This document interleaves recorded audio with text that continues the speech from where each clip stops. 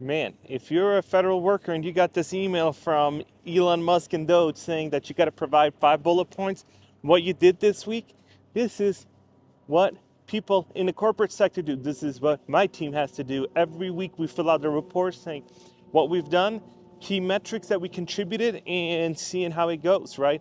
And then we make improvements from last week to this week and from this week into the next week. That's how corporate stuff works. And a lot of people online been saying, I do not like it. And a lot of people say you can't run government like you do a corporate, how a corporation is run is not how the federal government's going to be run. But we're about to find out how they're going to figure all this thing out, because if you're not going to do it, they're going to say, hey, we're going to fire you. And if you do it, then they're like, just do something. Just do something. So now you're in a real tricky spot. Are you going to do it or are you not going to do it? So, yeah, there's a bunch of people being cut. I think as you're seeing this is Sunday night. Tomorrow, I think the Pentagon said we're going to release 5,000 people. We're going to fire 5,000 people from the Pentagon. And it is just absolutely crazy how you come with an axe.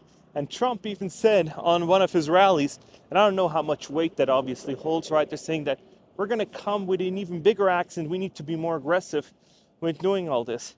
And some of this stuff is just how you look at these deficits we ran up to. It's just absolutely crazy how much we've basically gave loans to people with all this other stuff, and all of a sudden we're spending more on interest payments than we do on defense spending. And defense spending is like one of our biggest in the United States, and we're spending more on interest payments.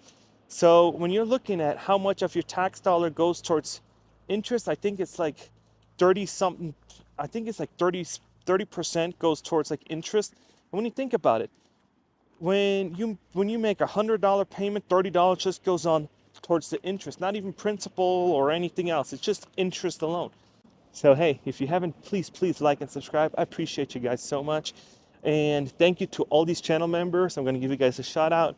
And yeah, thanks a lot. I really appreciate it. So you can see how that at one point is going to be really, really bad for everybody around if you don't start cutting the spending. It's like when you have your own credit card and all of a sudden your interest is accruing interest on top of that one. And it's like it snowballs into it, right? So that's why I'm always like, you got to be careful with your finances. You got to watch it like a hawk and just be like, hey, maybe I can't afford how I'm living. Maybe I can't do this. And maybe I should pay more attention and do all this. But we're emotional, especially Americans. It's like, let's get the car and let's do all this. And then you hear these car dealership people saying, it's not in my, I'm just a car dealer. I'm not a financial advisor. So if somebody walks out of here with a 29% interest and I sold a car, great. But then you don't see down the road, it's like, man, you did a horrible, horrible decision. And it's going to cost you basically going back to that dealership. And you're going to be like, nah, those people, I'm not going to work with them ever again. And it's going to snowball because then the car's going to get repoed. You can't make the payments. Hard times hit. And it's just a whole bad situation. That's why it's always so smart to know where you're at and being aware. Are you in threat of being cut by Doge? Are you not? Is it going to come out of the blue? And you gotta be able to move. I see so many people in my field, right, where I help people find jobs that say, I don't want to move. And it's like, so what kind of jobs are there? Well, there's basically none. So then figure out the state map and see, like, hey, this is where I'd love to go. And then look at, are there available jobs? Is the economy on the rise? Is it on the fall? And then start making plans of like, hey, maybe I need to leave. Maybe I need to leave Florida. Maybe I need to move to Florida because my field's expanding, right? Nobody really knows that besides yourself, and see how you can strategically place yourself so you are the person that they need on the team and that they need. Not there's like, oh, he's extra weight. Doesn't come into the office. We don't even know where he's there. So we're just going to chop him and tell him bye-bye. And so you always want to be there where the crucial business is happening. And I think Chris Voss always talks about that. He's like, you always want to do strategic moves where you're like, hey, I'm part of that crucial core that is super contributing. And I know not everybody can be participating in that if you're in a big corporations, but we're talking about general ideas, right? Not like like isolated instances where it's like, oh, I can't do this, because there's always that one person that says, oh, I can't do this. So you got to be crucial when you got to start producing. And I feel like for these federal employees that just got their 5 bullet point resumes that they got to send what they did last week, you gotta think about it like this way, like, hey, it's time to contribute. And I know federal employees that have been working half days, hour a day, and now you're like, and I know I've seen the arguments in the TikTok section, right, and on YouTube. They've been saying that, well, we get less money, so that's kind of how we set our lives up. We work less, but we also get less money. And so I kind of see where you're trying to justify it, but at the end of the day, it's still a job, and you should still, on your contract, it said you should work probably 40 hours a week, and not just, hey, I need to hit this and then be done, because that's why they're going to want you back in the office. So when you do go back to the office, they're going to see very quickly, hey, this person is just not doing or not performing, and all that he's doing is just basically work for 10, 20 minutes, and then he's out. And he's done for the week, the day, or whatever, and it's going to be really hard for these people that have been so many years at home drinking coffee, running errands, doing all this other stuff, and now it's back to the office, back to downtown areas, congested, all kinds of craziness you got to deal with, and you got to be there for 8 hours, right? And every minute they're going to say, badge in, coffee badging, right? You badge in and then you figure it out. So that's going to be really, really interesting to see how that's going to unfold, because DEI, done. But just to say that it's always going to come back, right? It might be 10 years, might be 5 years, but it's going to recycle, it's rebranded something. So it's just, but that's kind of done now. Back to the office is in now. 4 years ago, it was all work from home and all this. So we're seeing there's cycles to everything, right? So there's going to be another, maybe 8 years, there's going to be another push for remote work and doing all that. So you're starting to see that, hey, everything moves in cycles. So you just got to be prepared and be taking and riding the waves, riding the tides. So your boat is solid and has, like, hey, I have enough saved up. If something happens, I'm good. Because the spot I don't want you to be in is where you're, oh my gosh, I'm going to be let go. You have no savings. You have an overflated, overpriced car that you technically could not afford. But, you know, like under these circumstances right now, you can. And you're like, have no savings, no nothing. And then all of a sudden tragedy hits and you can't get another job. You got to sell your house. You got to do all this before they foreclose on you. So there's people like that are like, oh gosh.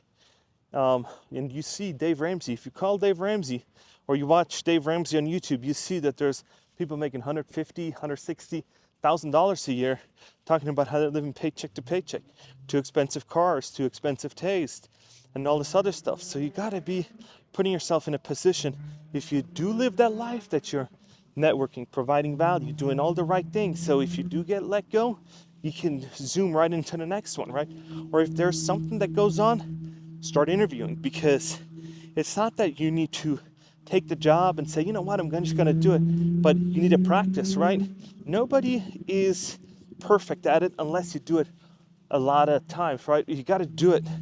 And once you're in it and you're like, hey, yeah, I feel confident with selling myself, then you're good. But you got to practice, right? Tiger Woods practiced like 10,000 shots a day or something, or I don't know how many, like 1,000 shots a day, where he was just hitting.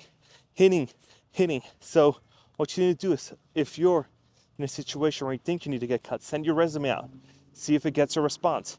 If not, change it up, see if it gets a response, right? And people hate doing that. I had this crazy call, what was it, on Friday.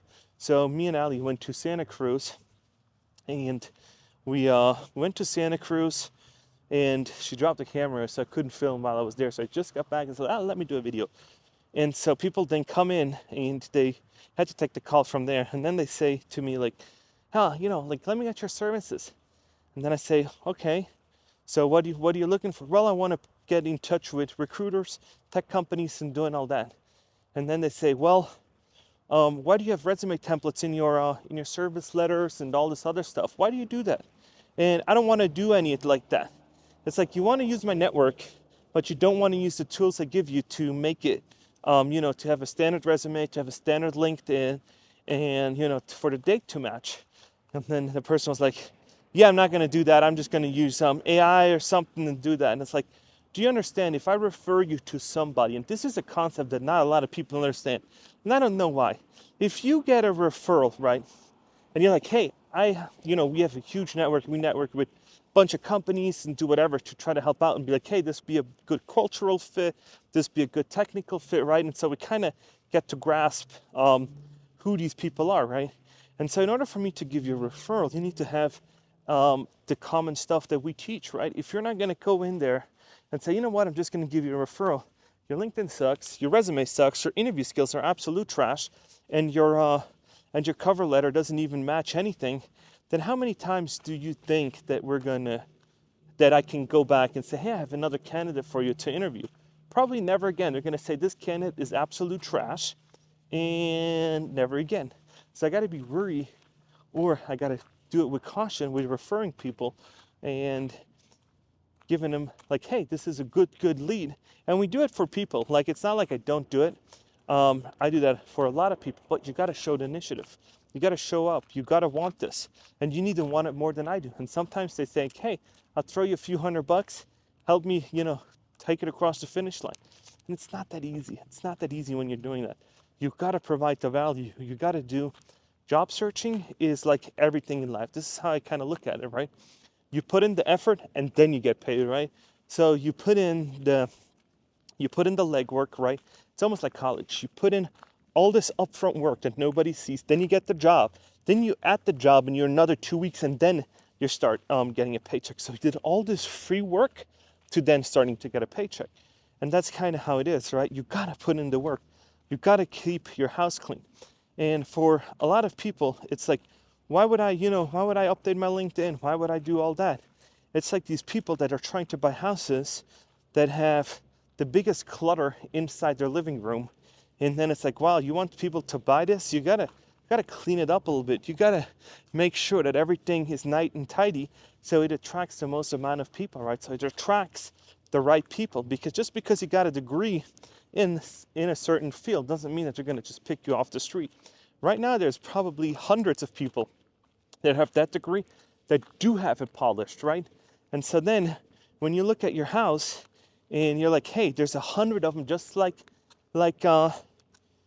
yours. Why would I buy yours when yours is decluttered? Because that's probably how you kept it, and that's probably how you work too, right?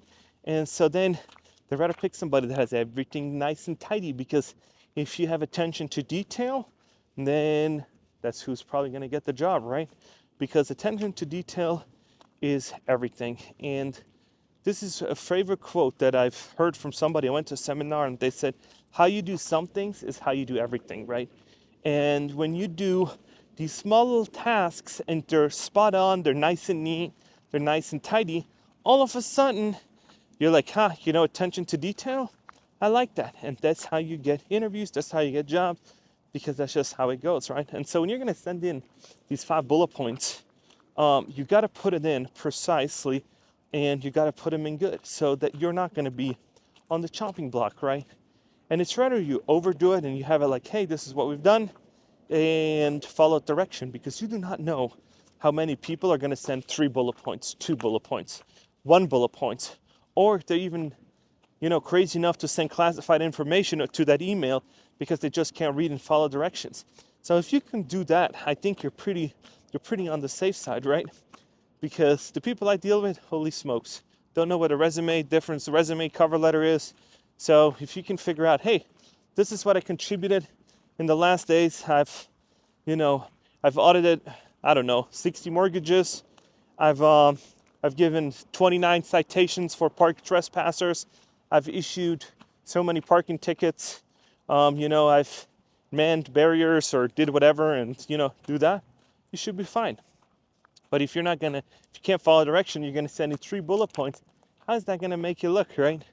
So attention to detail. If you can take one thing away from this whole video that I just made, attention to detail is key, as it is in most things, right? Just look it over and like, hey, this is how it's gonna go. This is how it's gonna look, and nicely formatted. And you most likely gonna be good. But I know people, it's gonna be really interesting once I upload this, because it's, what is it? It's like 5, 6 o'clock West Coast PST time. So it's gonna be interesting to see Monday morning, because it's gonna expire at I think at 12 o'clock tomorrow. So it's gonna be really, really interesting. And yeah, if you haven't, please like and subscribe. Let me know what you think about all of this stuff.